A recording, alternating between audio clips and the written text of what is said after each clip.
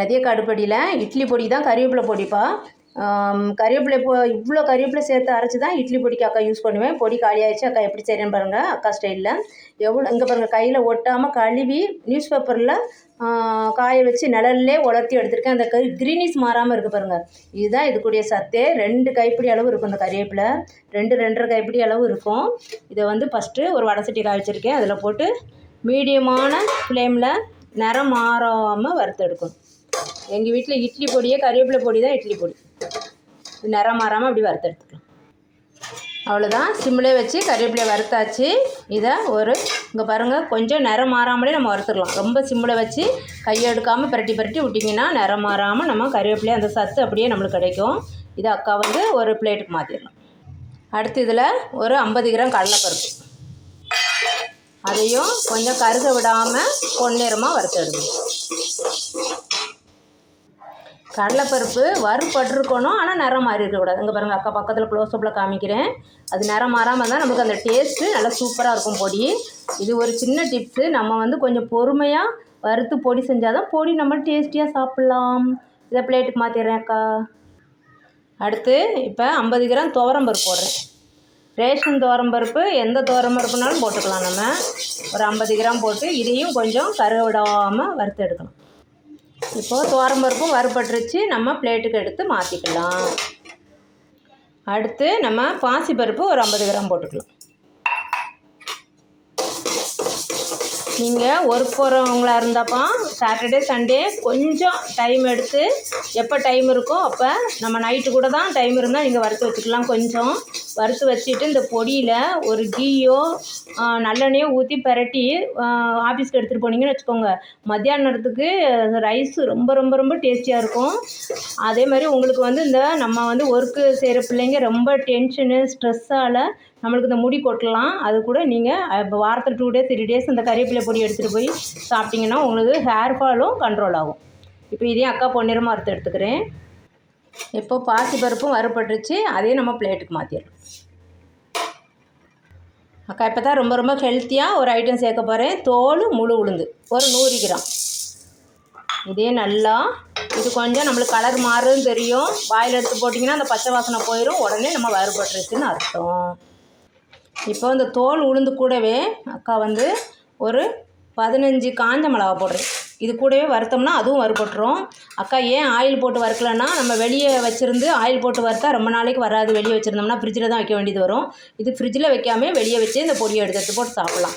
நீங்கள் இந்த 15 காஞ்ச மிளகாங்கிறது இத்தனை கிராம் பருப்பு சேர்த்ததுக்கு அக்கா அளவு. உங்களுக்கு காரம் கம்மியாகனா இதில் ஒரு 2-3 காஞ்ச மிளகா நீங்கள் கம்மி பண்ணிக்கோங்க. இது அப்படியே பரட்டி வறுக்கணும்.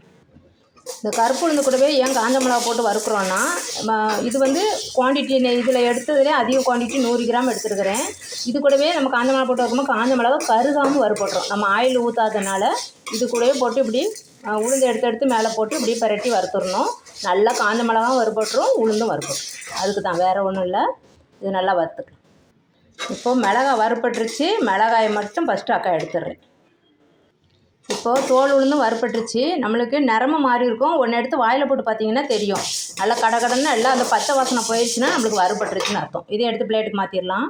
இப்போ அடுத்து 50 கிராம் வேர்க்கடலை போடுறோம். பச்சை வேர்க்கடலை தான். நீங்கள் வறுத்தது வாங்கினீங்க அப்படின்னா அப்படியே 50 கிராம் லைட்டாக ஹீட் பண்ணி போட்டுருங்க.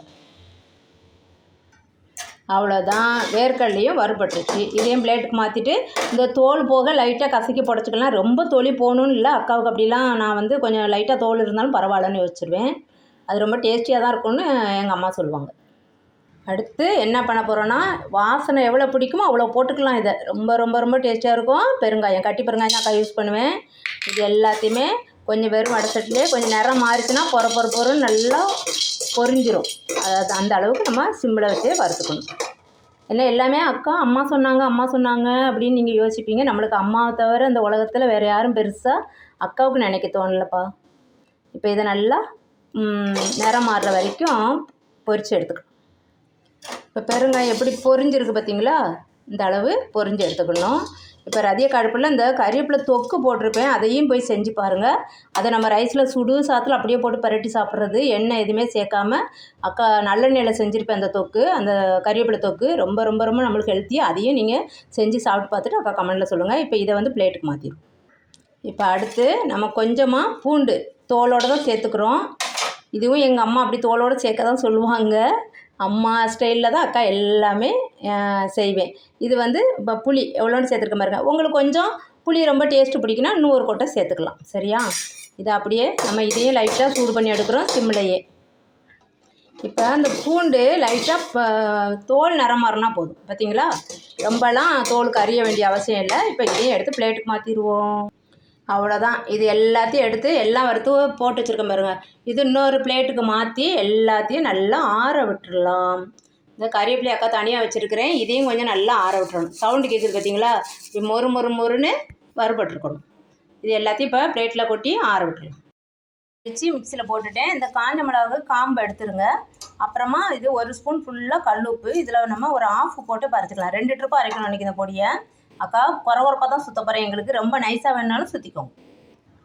அவ்வளோதான் அக்கா அரைச்சிட்டு வந்துட்டேன். அக்கா கொஞ்சம் பரபரன்னு தான் சுற்றிருக்கிறேன். நீங்கள் இன்னும் நைஸாக வேணாலும் சுற்றிக்கலாம். இன்னும் ஒரு ட்ரிப்பு அக்கா போட்டு வந்துடுறேன். அதே டேஸ்ட்டில் அந்த கறிவேப்பிலை போட்டு செஞ்சு பார்த்துட்டு அக்கா கமெண்ட் எப்படி இருக்குன்னு சொல்லுங்கள். அவ்வளோதான் 2 ட்ரிப்பும் அரைச்சி முடிச்சுட்டேன். இனிமேல் நல்லா ஆற வச்சுட்டு ஏதாவது ஒரு கண்டெய்னரில் அடைச்சிட வேண்டியதான். அடைச்சி வெளியே வச்சுக்கலாம். நீங்கள் வெளியே வச்சே சாப்பிட்லாம். ரொம்ப ரொம்ப டேஸ்டி, ரொம்ப ரொம்ப ஹெல்த்தி. நல்லா குழந்தைங்களுக்கு அவ்வளோ ஹெல்த்தி. உங்களுக்கும் ரொம்ப ரொம்ப நல்லது. செஞ்சு பாருங்கள். பார்த்துட்டு உங்களுக்கு ஹேர் ஃபால் எப்படி இருக்குன்னு அக்காவுக்கு கமெண்டில் சொல்லுங்கள். தேங்க்யூ.